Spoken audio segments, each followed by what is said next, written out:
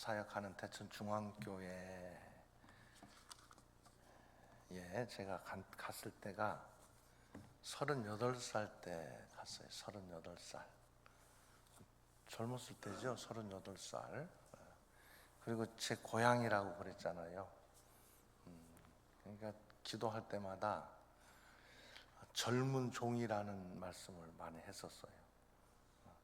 나이 드신 권사님들은 어린 종, 보통 젊은 종이라고 기도를 했는데 세월이 한 30년쯤 지나다 보니까 요즘에는 젊은 종이라고 않고 한번 어떤 분이 기도하는데 노종이라고 그렇게 얘기를.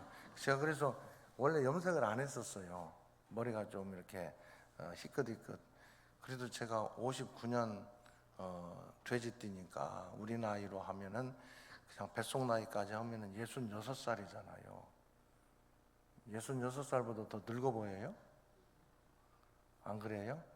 염색을 했어요, 제가. 그래서 우리 교회 유치부나 이 영유아부 아이들은요, 저를 보면은 할아버지 목사님이라고 그래요. 할아버지 목사님. 걔들은 뭐 아무리 얘기해도 자기들이 볼 때 뭐 할아버지, 증조 할아버지라고 앉는 게 감사하죠. 그래도 할아버지 목사님이라고 그러고, 어떤 좀 나이 드신 분이 저를 기도하는데 노종이라고 해가지고 제가 기도하다 말고서나 이걸 웃어야 되나 울어야 되나. 제가 부임했을 때 저희 교회는 농협 창고 있잖아요.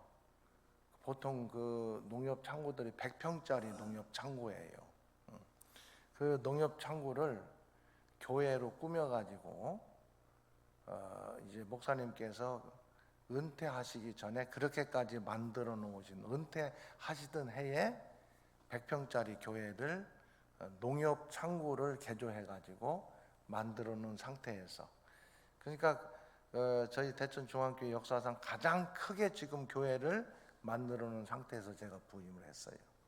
그때 그 교회 바닥에 보일러 같은 걸 깔면서 그런 말씀들을 서로 나누었대요. 이 큰 교회를 어떻게 채우냐. 100평밖에 안 되는 교회인데 이제 그 전에는 그렇게 교회 규모가 점점 이제 개척하시고 목사님께서 평생을 목회하셨지만 뭐 큰 지역이 아니니까, 시골 지역이니까 그렇게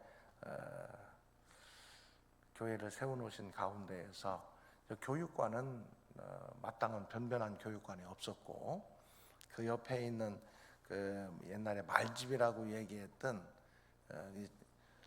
그 당시에는 총을치라고 그랬어요. 무슨 총을치 공장에 일단 사택 비슷한 그 공간을 한 15평, 20평 되는 공간이 교회 학교 아이들 교육 공간이었었거든요. 근데 웬일인지 하나님께서 계속 아이들을 보내주시고 또 어른들을 보내주시고 그래가지고 아이들이 어디 뭐 교육할 데가 없는 거예요. 교회도 이제 좀 지어야 되겠고 교육관도 부족하고, 그래서 장로님들하고 함께 기도하고 또 의논하는 가운데에 그래도 어른들 예배 드릴 수 있는 공간은 그때 뭐 한 150명 정도 출석했으니까 100평짜리 교회 안에서도 예배 드리는 데는 지장은 없었거든요. 비록 창고를 개조한 건물이었지만 교육, 그 아이들 교육할 수 있는 공간이 부족하단 말이에요. 그래서 우선은 땅을 사가지고 이제 교회를 확장하는데 1층 100평, 2층 100평 이런 식으로 교육관을 먼저 지었어요. 저희 교회는 본당보다 교육관을 먼저 지은 교회예요. 그게 나름대로의 우리 교회 교인들과 또 교육 부서의 자부심이 돼가지고요. 본당보다 교육관을 먼저 짓는 것 자체만 가지고도 굉장히 좀 그러한 생각들을 하셨던 것 같아요. 선생님들이나 관계되는 분들이. 오늘 왜 이 이야기를 먼저 하느냐 하면은 새벽마다 이렇게 찬양할 때 교육부서 관계되는 분들이 찬양하는 게 너무 감사해서 그런 지금 이건 뭐 원고에도 없는 얘기를 그냥 지금 하는 겁니다. 원고에 없는 얘기를 하는 것은요, 성령께서 주시는 말씀이라고 저는 생각을 하는데 그렇게 해가지고 이제 교육관도 또 짓고 이제 본당을 짓고 그 다음에 또 제2 교육관, 우리 교육관이 2개예요. 제2 교육관을 이렇게 짓고 지금 목회를 하고 있는데 그렇게 한 10년여간을 아무튼 땅 사고 교회 뭐 건물 짓는 일만 열심히 처음에 가서 했던 것 같아요. 한 10년 정도. 교인들이 자꾸 늘어나니까 어떻게 할 수가 없잖아요. 그래서 한 10년 정도 그렇게 했는데 그때 많이 올 때는요 1년에 한 300명씩 왔었어요. 그 시골에서 1년에 300명씩 막 몰려오니까 어떻게 감당이 안 되더라고요. 그래서 이제 땅 사고 교회 짓는 일을 한 10년 정도 하면서 그때 세웠던 우리 교회의 비전과 사명이 우리가 이렇게 이 땅 사고 교회 지면서 먼저 선교에 대한 비전, 선교에 대한 비전을 분명히 가져야 된다. 굉장히 강조를 했던 기억이 나요. 우리 한반도 중서부 지역에 선교의 센터 역할을 감당하는 교회가 되어야 된다. 그래서 선교에 대한 비전을 딱 세워놓고 그 다음에 두 번째로 사람을 키워야 된다. 교육 부서 뭐 교육 공간 이렇게 확보하고 하면서 사람에 대한 비전. 농촌 시골 지역이니까 사람들이 자꾸 없어져요. 뭐 학교도 다 없어집니다. 이제 우리 지역만 하더라도 큰 학교들이 지금 뭐 학교 학생 수가 100명이 안 되는 학교들이 초등학교에 전체 학생들이 우리 교회 학생들보다도 작은 초등학교가 자꾸 생겨요 이제. 근데 그래도 그 당시는 우리가 두 번째 비전이 사람에 대한 비전이었었어요. 믿음의 사람들을 세워야 된다. 비록 우리가 다 양육하더라도 다 떠납니다. 우리 지역에는 뭐 대학교가 2년제 대학 하나 있는데 거기는 안 가요 또 애들이. 그 괜찮은 학교인데 가까운 데 있는 데는 안 가대 또. 멀리도 다 가요 멀리로. 그렇지만 어디 가든지 믿음의 사람으로 살 수 있도록 믿음의 사람. 그래서 사람에 대한 비전, 선교에 대한 비전, 사람에 대한 비전, 그리고 삶의 모습으로 나타나는 문화에 대한 비전. 이 세 가지 비전을 세웠어요. 그걸 가지고 한 10년 정도 땅 사서 교회 짓고 뭐 건물 짓고 하면서 우리는 선교에 대한 비전, 사람에 대한 비전, 기독교 문화에 대한 비전을 우리의 사명으로 한다 늘 외쳤어요. 그렇게 또 지어놓고 나니까 또 뭘 해야 돼요? 두 번째로는 채워야 되잖아요. 우리 본당이 200평이 넘어요. 여기보다는 더 큰 것 같은데요. 본당이 한 200평이 넘어요. 그래가지고 처음에 교회 지어놨는데 너무 그냥 이 사람이 많지가 않은 거예요. 참 그것도 어렵대요. 그런데 그래도 두 번째는 교회를 성장, 양적 성장에 대해서 관심을 가지고 또 이제 비전을 세워놓고 또 그 다음 또 역사가 지나가니까 이어간 거예요. 그래서 뭘 내세웠느냐 하면은 이제 두 번째 단계의 비전이죠. 제가 한 10년 정도 목회한 다음에 영혼을 구원하여 제자 삼는, 영혼을 구원하여 제자 삼는 예수님의 사명 공동체. 두 번째로는 천국을 경험하며 살아가는 하나님의 가족 공동체. 그리고 나서 세 번째로 구원의 감격으로 예배하는 성령님의 생명 공동체를 이룬다. 이게 우리의 두 번째 사명으로 제가 제시를 이어서 했어요. 첫 번째 사명하고 두 번째 사명하고 계속 이어가지고 이제 예배 시간마다 저희들은 외칩니다. 지금도 우리는 선교에 대한 비전, 사람에 대한 비전, 기독교 문화에 대한 비전을 갖고 영혼을 구원하여 제사 삼는 예수님의 사명 공동체, 천국을 경험하며 살아가는 하나님의 가족 공동체, 구원의 감격으로 예배하는 성령님의 생명 공동체를 그 당시에는 이룬다. 그게 이제 사명이었는데 거기서 또 이제 세 번째 단계, 제가 한 20년이 지난 다음에 기도하면서 이제는 할 만큼 했다 그런 생각이 들더라고요. 다 건물도 뭐 땅 사고 땅도 꽤나 샀어요. 한 1600평 정도 된 것 같아요. 지금 우리 땅이 암만 사도 주차장은 부족해요. 주차장 때문에 난리. 그래도 주차 차량 많이 될 수 있는데도 조금만 나가면 되는데 그냥 꾸역꾸역 교회 안으로 돌아. 저는 토요일이 되면은 그래서 제 차를 끌고 우리 교회 한 100m 이상 나가면은 주차할 데가 많아요. 그래서 거기다 토요일 날 대놓고 옵니다. 제가 토요일 날 가서. 그런데 나는 그렇게 하면은 다 교인들도 따라갈 줄 알았거든요. 그런데 안 따라하대. 그래서 지금 고민이 굉장히 많아요. 토요일 날 내가 이거 맨날 내 차 끌고서나 밖에 나가서 대고 와야 되나, 이런 생각을 하면서도 여전히 해요. 그래도 하려고 제가 마음 먹었으니까. 그런데 세 번째는 이제 양적 교회 건물과 양적 성장이 어느 정도 이제는 이루어졌다고 생각을 했어요. 왜냐하면 거기에서 우리 대천 중앙교회가 2,000명, 3,000명 되면은요, 대천에 있는 모든 교회들은 다 문 닫아야 돼요. 다 이게 빨려 들어가죠. 그래서 우리는 이건 이러면 지역 공동체 속에서 안 되겠다. 그래서 다른 교회는 우리 교회에 등록받지 않습니다. 제가 그렇게 목회를 했어요. 굉장히 잘한 것 같죠. 잘한 게 아니더라고요. 어떤 교인이 우리 교회 오고 싶어 가지고 왔어요. 근데 우리는 다른 교회 다니는 분들은 등록을 받지 않습니다. 제가 그렇게 해서 등록을 안 받았어요. 근데 한 1년 정도 지났는데 다 그 뭐 넓은 지역이 아니니까 지나가다가 그분을 봤어요. 제가 또 우리 교회에서 가까이 사는 분이야. 근데 얼굴이나 이 모든 모습이 굉장히 좀 안 좋은 모습이더라고요. 그래서 제가 그래도 우리 교회 왔다가 가신 분이니까 등록 안 받아서, 집사님 어디 편찮으세요? 그랬어요. 몸이 안 좋으세요? 그랬더니 목사님 때문이에요 그러더라고요. 목사님 때문이래. 아니 왜 저 때문에? 그랬더니 목사님이 대천 중앙교회에 오지 못하게 해서 자기가 그렇게 됐다. 제가 굉장히 고민을 했어요. 그리고 기도하면서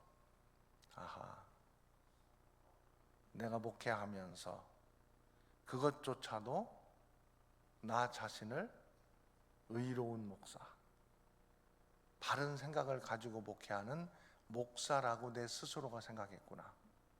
그리고 하나님 앞에 회개했어요. 누구 교회예요? 하나님의 교회, 하나님의 자녀들이 올 수 있어요, 없어요? 다시 한번 생각했어요. 내가 왜 그런 생각을 했던가. 물론 올바른 신학과 목회 철학을 가지고 목회한다는 생각이 분명히 있었어요. 근데 그 속에 나도 모르게 교만함이 있었어요. 너네들은 그렇게 하지 않지만 나는 이렇게 한다. 그래서 얼마나 하나님 앞에 회개했는지 몰라요. 그리고 제가 교회 앞에도 선언하고 우리 보령시 기독교원 앞에 모였을 때도 그런 얘기를 했어요. 누구든지 올 수 있다. 누구든지 갈 수 있다. 왜? 아버지 하나님의 교회에 하나님의 자녀들이 올 수 있고 갈 수 있는 거, 그것은 잘못된 게 아니다. 다만 다른 교회 다니다 우리 교회로 오면은요, 잘 안 와요. 그런데 아직도 잘 안 오는데 오면은 반드시 그 교회 목사님에게 저는 전화합니다. 제일교회 다니던 교인이 우리 교회 이렇게 왔는데, 교단을 떠나서 왔는데 이게 어떻게 된 겁니까? 그러면은 목사님이 두 가지 얘기를 해요. 하나는 우리 교회에서 신앙생활을 해야 되는 분입니다. 그렇게 얘기하는 분이 있어요.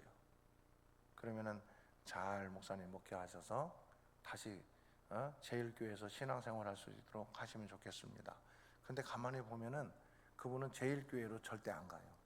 우리 교회도 안 오고 다른 데로 가. 그래도 상관없어요.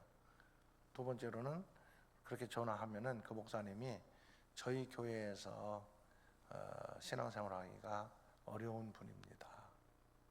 중앙교회에서 신앙생활 할 수 있도록 잘 지도해 주세요. 그런데 그분은 이런 분입니다. 저한테 얘기를 해줘요. 참고해서 저는 목회를 해요. 자, 아무튼 그렇게 교회 성장에 대해서 관심을 가지고 영혼을 구원하여 제자 삼는 예수님의 사명 공동체, 그리고 또 천국을 경험하며 하나님 나라 경험하며 살아가는 하나님의 가족 공동체, 구원의 감격으로 예배하는 성령님의 생명 공동체를 이룬다 그랬거든요. 근데 그 다음에 제가 20년 돼서 기도하고 생각하면서 그때가 이제 한 50대 중반 정도 됐으니까, 그전에는 오라는 데도 많던데 그 정도 되니까 이제 오라는 데도 없더라고요. 어디 다른 교회에서 청빙하는 데도 없어. 이제 갈 데도 없고. 그 기도했어요. 하나님 어떻게 하면 됩니까? 정신 차리고 기도해라, 목회해라. 그래가지고요 20년 됐을 때 제가 나는 이 교회에 다시 부임한 목사로 목회를 해야 되겠다, 그런 마음으로 목회를 해야 되겠다, 그렇게 생각을 했어요. 그리고 장로님들 앞에 그 얘기를 하고 장로님들 다 모여 이제 당회로 다시 모였을 때에 제가 정중하게 인사를 했어요. 대천중앙교회 다시 부임한 최태순 목사입니다. 그랬더니 장로님들이 아니 목사님 무슨 얘기예요 그러더라고요. 그래서 제가 그런 마음으로 목회하려고 그럽니다. 인사하고. 그리고 교회 주일날 교회 앞에서도 딱 예배 인도하다 가운데 이제 광고 시간에 나와가지고 그 제안 설명을, 제 생각을 얘기하고, 제가 오늘 대천중앙교회에 다시 부임한 최태순 목사입니다. 딱 인사했더니 교인들이 갑자기 어리둥절해가지고 뻥해 있길래 아니 목사가 다시 부임했는데 박수도 안 치십니까? 그래가지고 다시 인사했더니 아무튼 박수 그래서 또 한번 받았어요. 제가. 그리고 각 부서 기관 다시 부임했으니까 어떻게 해야 돼요? 의견도 들어보고 요구 교회 앞에 요구할 것 다 들어보고, 그렇게 하면서 제가 20년이 지나면서 다시 부임한 목사의 마음으로 목회를 했어요. 제가. 그러면서 세 번째 단계 앞으로 남은 기간, 그때가 한 10년이 좀, 지금 한 7, 8년 전이겠네요. 그때 마지막 비전을, 이제 지금까지 세워놓은 그 비전을 구체적으로 성경을 통해서 이루어 나간다. 그래서 세 번째 단계에 성경을 배우고 성경을 말하고 성경대로 산다 그랬는데, 그 뒤에 구체적인 사역을 하면서 성경을 배우고 성경을 말하고 성경대로 산다 외쳤는데 잘 안 살아요. 외치기만 하지. 그래서 구체화시키기 위해서 작년인가 재작년인가 코로나 끝나면서 하루 한 장 성경 읽고 하루 한 장 찬송하고 하루를 기도로 시작하고 기도로 마치고 성경대로 산다, 그렇게 비전과 사명을, 비전과 사명이 길어졌어요. 우리 교회는 매 예배 때마다 그걸 하거든요. 한번 해볼래요, 여러분들? 다 외워야 돼요. 다 외워야 되는데 아무튼 좀 아까 말씀드린 것처럼 우리는 그렇게 해요. 우리 교회는 매 예배 때마다 우리는 선교에 대한 비전, 사람에 대한 비전, 기독교 문화에 대한 비전을 갖고 첫 번째 단계 했던 거예요. 그런데 이제 비전을 갖는다 하고 끝났는데 갖고라고 이어져야 되니까 갖고, 그 다음에 영혼을 구원하여 제자 삼는 예수님의 사명 공동체, 천국을 경험하며 살아가는 하나님의 가족 공동체. 글자로 이렇게 우리 화면에 띄워보면은요, 글자 수 맞추느라고 제가 굉장히 신경을 많이 쓴 거예요. 글자 수까지 딱 맞췄어요. 그래서 천국을 경험하며 살아가는 하나님의 가족 공동체, 구원의 감격으로 예배하는 성령님의 생명 공동체를 이루기 위해 하루 한 장 성경을 배우고 성경을 말하고 하루 한 장 성경 읽고 하루 한 장 찬송하고 하루를 기도로 시작하고 기도로 마치고 성경대로 산다. 그 다음에 아자 그래요. 아자가 아니라 아하자. 아름답다.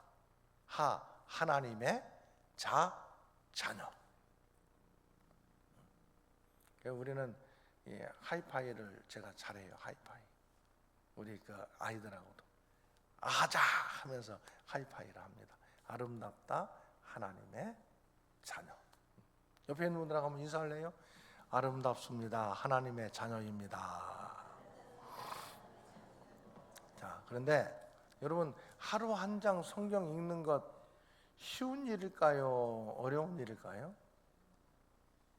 안 해본 사람들은 에이 뭐 하루 한 장 성경 읽는 거 아무것도 아니지. 어쩌다 읽는 건 괜찮아요. 여러분, 성경을요, 성경 이 신구약이 39권이잖아요. 39, 27. 39, 27, 66권 그래서 그죠? 근데 이 장수가 몇 장인 줄 알아요? 전체가? 구약은요, 제가 여기 써보니까 929장, 신약은 260장. 그래서 1189장이에요. 1189장. 하루 한 장씩 읽으면은 한 3년 좀 더 걸려요. 한 장. 이게 성경을 1년에 한 번 읽으려면 하루에 3장 읽고 주일날 5장 읽으면 1년에 한 번 읽는다고 그렇게 말씀들을 많이 해요. 그런데 여러분, 우리가 신앙생활하면서 말은 그렇게 하지만 정말 하루에 3장, 주일날 5장 읽으면서 신앙생활하는 건 쉬운 일이 아니더라고요. 쉬운 일이 아니에요. 그래서 하루에 한 장은 읽자. 한 장. 몇 장? 어렵지 않습니다. 사실 한 장 읽는 것은. 한 장. 하루 한 장 성경 읽고, 하루 한 장 찬송하는 것도, 아이고 뭐 하루 찬송하는 거 뭐 하루 한 장 그거보다나. 근데요, 가만히 보면은 뭐 여러 하루에 그냥 맘 먹고서나 뭐 많이 할 수도 있지만 매일 하루 한 장씩 찬송한다는 게 쉬운 일은 아니에요. 한 장만 하라는 얘기는 아니에요. 적어도 한 장은 하자 그거죠. 한 장 찬송하고 하루를 기도로 시작하고 기도로 마치고 아주 기본적인 거잖아요. 근데 여러분, 신앙생활 하다 보면요, 정신없이 하루 기도 않고 그냥 시작하고요, 그냥 마치고 하루 그냥 TV 보다 지지지지 소리 나면은 그냥 끝나고, 요즘에는 지지지지 소리도 안 나요. 뭐 밤새 돌아가니까 TV는. 그러다 보면 정말 하루를 기도로 시작하고 기도로 마치지 못하는 일들이 많더라고요.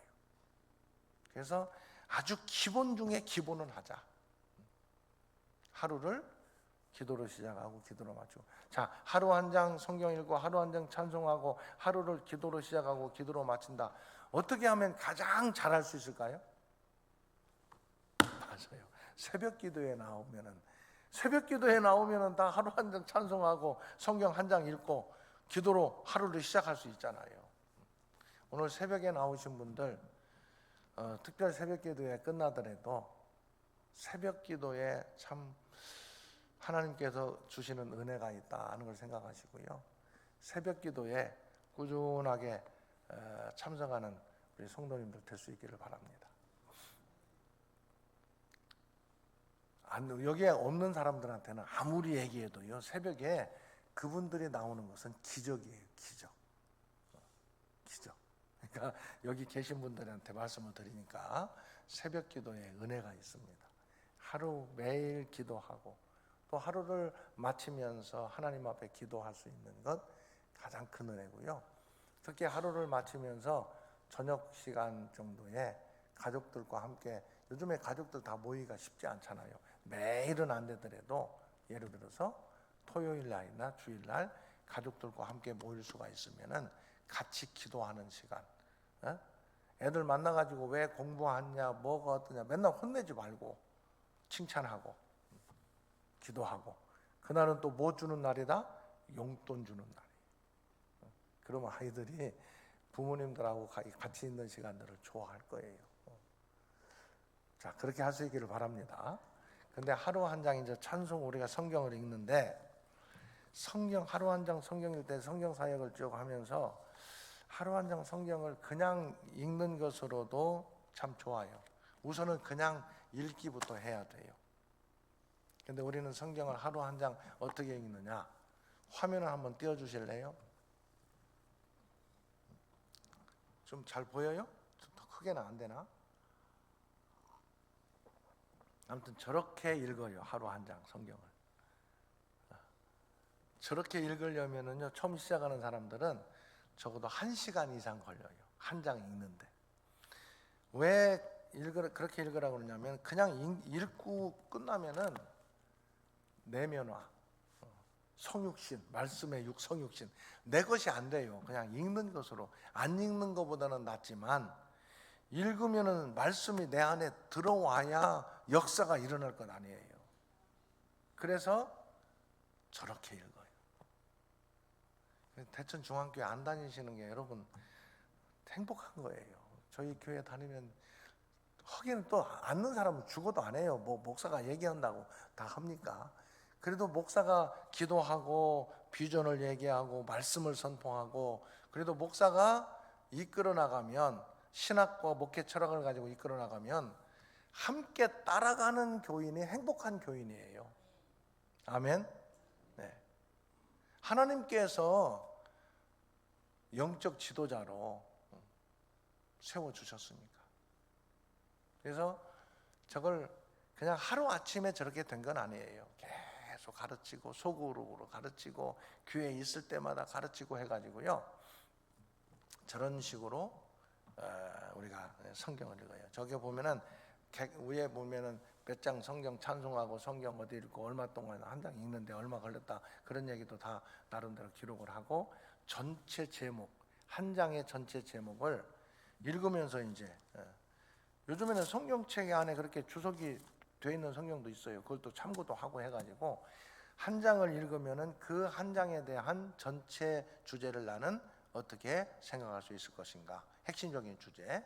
그래서 딱 그렇게 쓴 다음에 그 다음에 보면은 객관화라고 나와요. 객관화. 객관화는 한 장 읽은 내용 그대로 요약할 수 있는 게, 객관적으로 이것은 이렇게 요약할 수 있다. 객관화. 주관화는 그 요약한, 객관적으로 요약한 말씀 가운데 내가 주관적인 내 생각을 한번 정리를 해요. 나는 그 말씀을 읽으면서 이렇게 정리할 수가 있겠다. 그 다음에 읽으면서 단어가 좀 확실하지 않은 것은 또 단어도 한번 써보면서 뭐 여러 가지 뭐 사전도 찾아본다든지, 그렇게 해서 내 나름대로 이 단어 개념을 좀 더 구체화시킨다는 거죠. 심화하고. 그 다음에 성경 DNA는 성경에 나오는 성부, 성자, 성령이라는, 뭐 구약 성경은 여호와 하나님이라는 그 말씀이 나오면 그걸 다 찾아 써보는 거예요. 여러분 성경을 읽으면서 그것만 써보더라도요, 무슨 어떠한 것을 알게 되느냐 하면, 아하, 성경은 하나님께서 말씀해 주시는 거구나. 우리가 그냥 읽으니까 그렇지요, 하나님, 여호와 하나님, 구약 시대에는 하나님 계속 나와요. 신약 시대에는, 신약 복음서를 읽으면 예수 그리스도, 예수님 나오고, 또 복음서를 읽다 보면 성령님 이런 것들이 계속 나오거든요.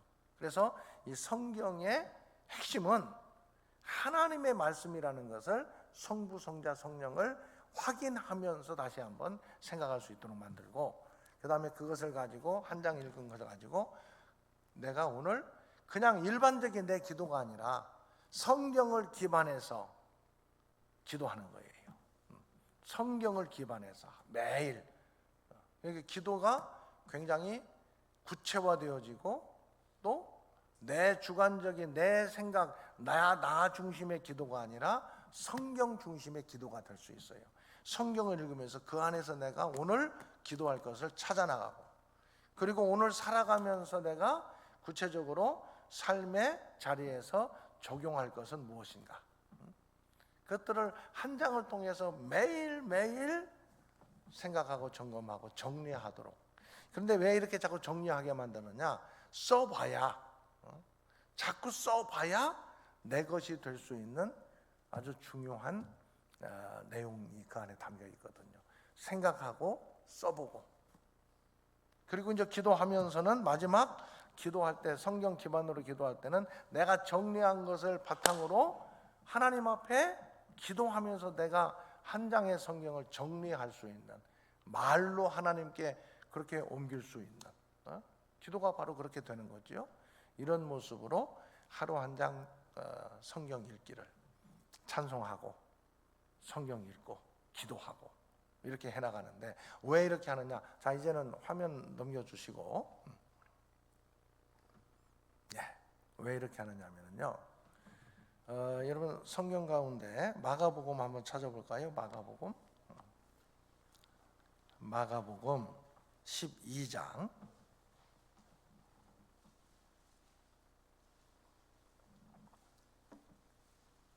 마가복음 12장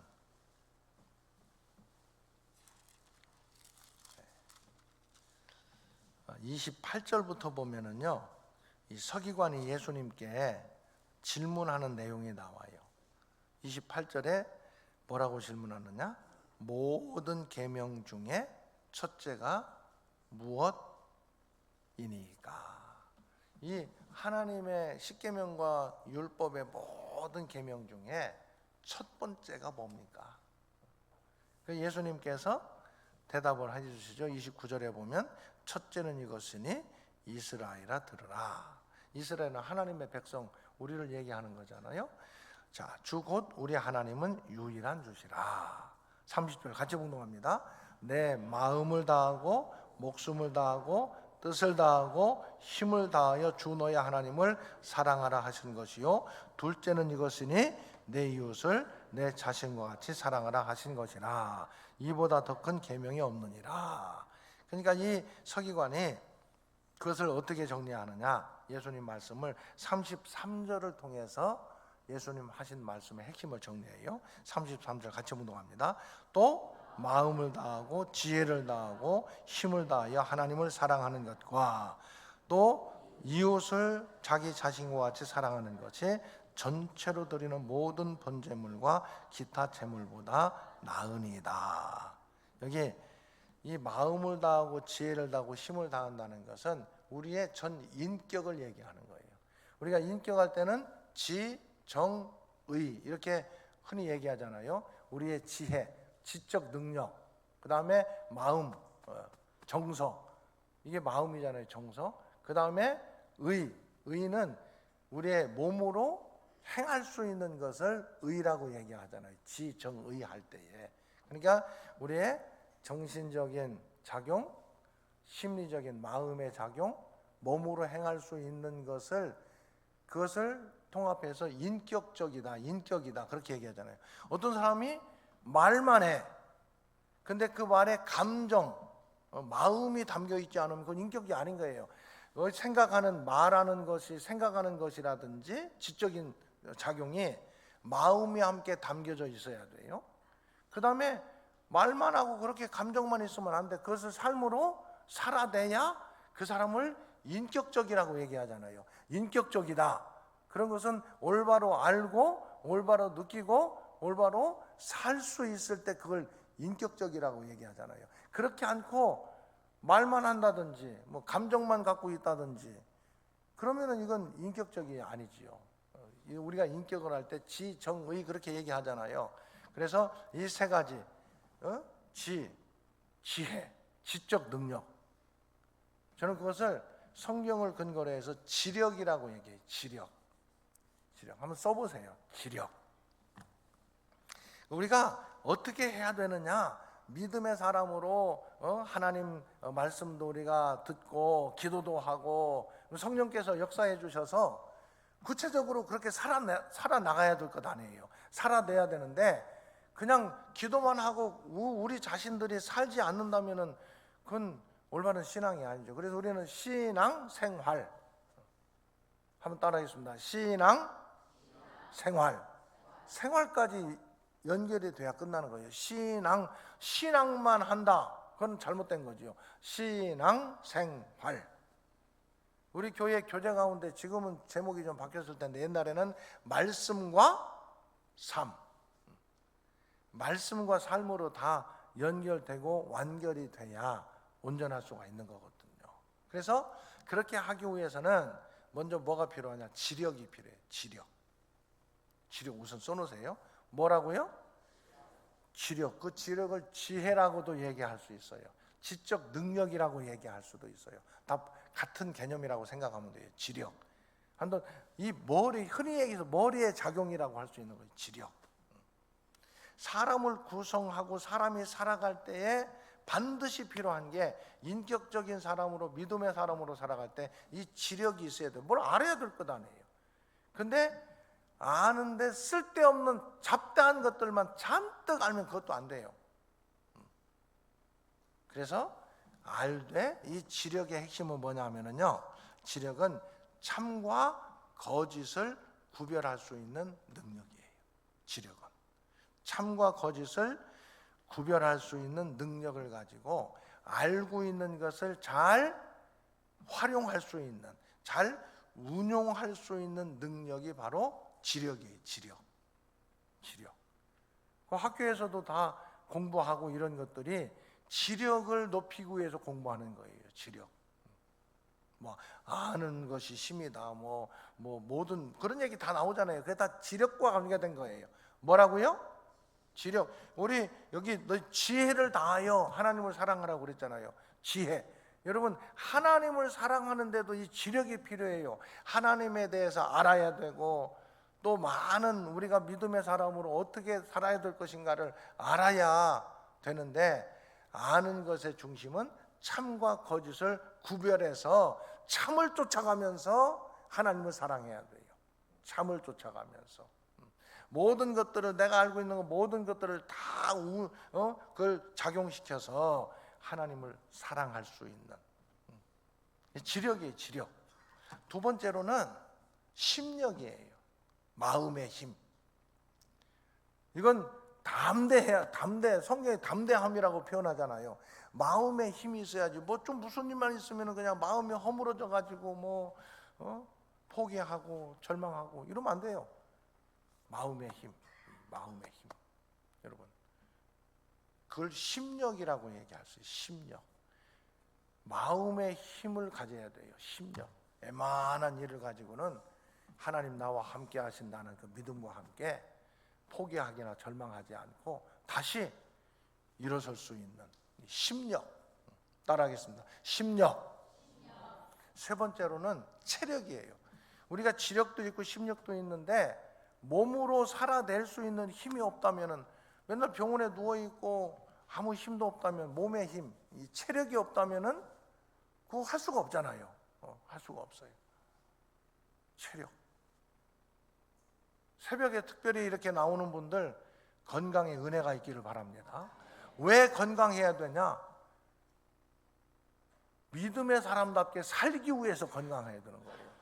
지력과 심력을, 체력, 몸의 힘을 가지고 살아낼 수 있기 위해서 체력이 필요한 거예요.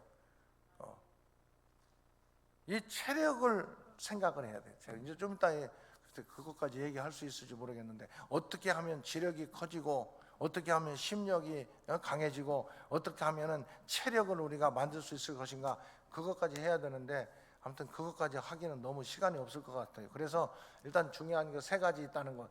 우리 지력, 심력, 체력. 자, 크게 따라하겠습니다. 지력, 심력, 체력. 그게 이제 일반적으로 인격이라고 얘기할 때에 그걸 얘기하는 거예요. 그런데 성경에 보면은 그것만 얘기했는 게 아니라 내 자신을 뭐라고 그랬어요? 자기 자신을 사랑하는 것 같이. 그럼 자기 자신을 사랑한다는 건 뭐냐? 저는 이것을 자기 관리의 능력이라고 생각해요. 나를 사랑하는 사람은요, 자기를 함부로 하지 않습니다. 자기를 관리해요. 이 지력과 심력과 체력을 갖기 위해서도 관리하고, 우선 이게 자기 관리력이에요. 이걸 다 가졌는데도 자기 관리가 안 되면은요, 성공적인 삶을 살 수가 없어요. 자기 관리.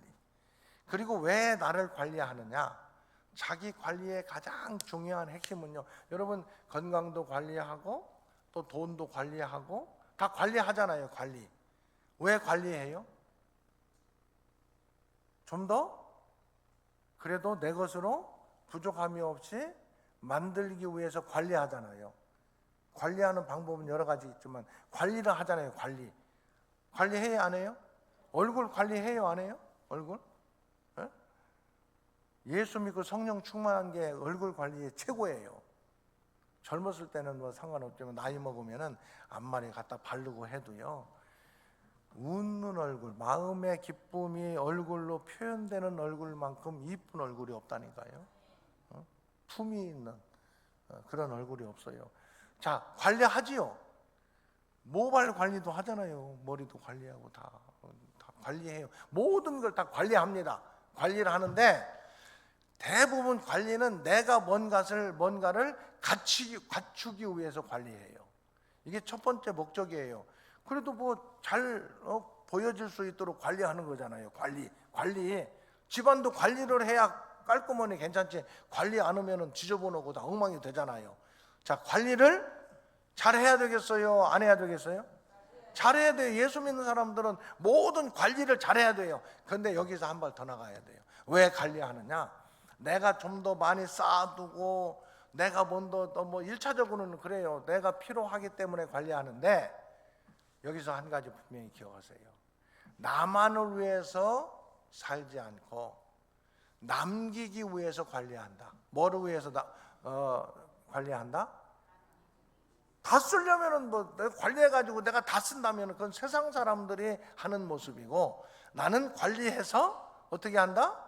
돈도 남기고 건강도 관리하면은 이 남는 부분이 있어요. 건강하다 보면 그 남는 것을 가지고 하나님을 사랑하고 사람을 사랑하기 위해서 관리한다. 아멘. 그 생각이 있어야 세상 나라 사는 사람이 아니라 하나님 나라 사는 사람이 될 수 있어요. 자기 관리력이에요. 여러분, 자기를 잘 관리할 수 있는 사람 되기 바랍니다. 그 관리하는 힘을 가지고 나도 살 뿐만 아니라 하나님을 사랑하고 이웃을 사랑하고, 돈 관리도 잘하세요. 여러분, 돈 관리 잘해야 돼요. 근데 쌓아놓기 위해서만 관리하는 것은 그건 세상 나라 사는 사람으로 끝나는 거고, 그 관리한 것을 가지고 하나님 나라 살아가면은 하나님을 사랑하고 이웃을 사랑하는 모습이 나타나야 돼요. 지력도 마찬가지예요. 왜 이 참과 거짓을 구별할 줄 알아야 되느냐? 하나님을 사랑하고 이웃을 사랑하는데 나타내야 되기 때문에 그래요. 심력도 마찬가지고 체력도 마찬가지고 자기 관리력도 마찬가지예요. 자기 관리력. 그리고 마지막은 뭐냐? 인간 관계력이에요. 사람과의 관계를 잘할 수 있는 능력, 이걸 갖추어야 돼요. 그래서 이 5가지. 그러면은요, 우리가 그 사람은 믿음의 사람으로 성공적인 삶을 살 수밖에 없어요. 하나님의 말씀과 기도로 우리가 거룩해진다는 것은 주님을 닮아간다는 거거든요. 추상적이 아니라 구체적으로 어떻게 하면 주님을 닮아갈 수 있느냐? 지력을 키우고 심력을 키우고 체력을 키우고 자기 관리력을 키우고 인간 관계력을 키워서 그걸 가지고 뭘 한다? 하나님을 사랑하고 이웃을 사랑하면 믿음의 사람답게 살 수 있는 능력이 생긴다. 아멘. 그래서 어떻게 하면 되느냐? 하나님의 말씀과 기도를 기반으로 해서 하나님, 하루하루 내 지력을 힘있게 세워나가고. 참 따라합니다. 지력, 심력, 체력, 자기 관리력, 인간관계력. 몇 가지예요? 5가지. 그래서 저는 우리 교회에 5차원 성경 읽기를 적용시켜서 하는 거예요. 매일매일 성경을 읽고 기도하면서 내 지력을 어떻게 해서, 이제 구체적인 방법들이 또 있어요. 지력을 키우기 위해서는 어떻게 해야 되는가, 심력을 키우기 위해서는 어떻게 해야 되는가, 체력을 키우기 위해서는 어떻게 해야 되는가, 자기 관리력을 갖기 위해서는 어떻게 해야 하는가, 인간 관계력을 갖기 위해서는 어떻게 해야 되는가. 그런데 그건 이제 6시 벌써 넘어버렸어요. 그러니까 그것까지는 구체적으로 얘기를 못 하더라도 5가지를 하나님의 말씀과 기도로 성령의 능력과 역사하심 가운데 하나님, 나를 그렇게 이러한 나에게 필요한 모든 것들을 채워나가는 사람이 되게 하여 주시고, 그걸 가지고 오늘 성경 뭐라고 그랬어요? 하나님을 사랑하고 이웃을 사랑해라. 하나님 사랑하고 이웃을, 하나님 사랑하는 것은 하나님은 왕이십니다, 하나님이 주인이십니다, 그걸 인정하는 게 하나님 사랑하는 구체적인 모습이에요. 그리고 이웃을 사랑하는 것은 너는 나다, 그것의 이 DNA를 가지고 사랑하며 사는 사람이 바로 이 땅에서 하나님 나라를 경험하는 사람이고 하나님 나라를 살아낼 수 있는 사람이다.